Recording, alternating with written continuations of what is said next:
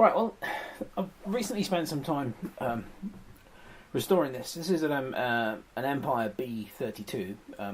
It's not a steam engine, it's a solenoid and breaker engine, and I've had it for ages, but it's been on the shelf. One of the things I basically hadn't got around to doing.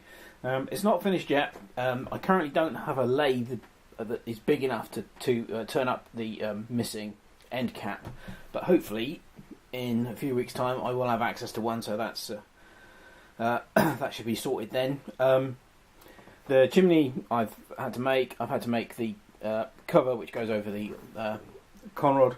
Yeah, so there it is. Now the question is, does it run? Well, yeah, sort of. Let's get this in the right position.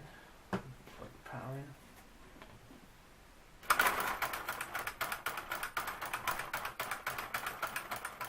It doesn't run very well. The problem I think is there are some bushes that the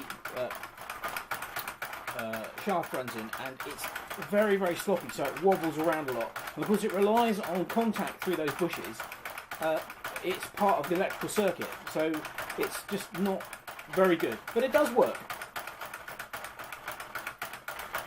As I said, it's just not very good.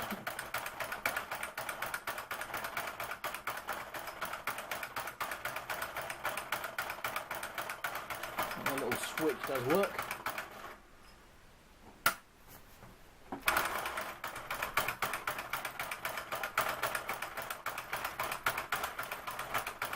So there you go, Empire B32 brought back to life, sort of.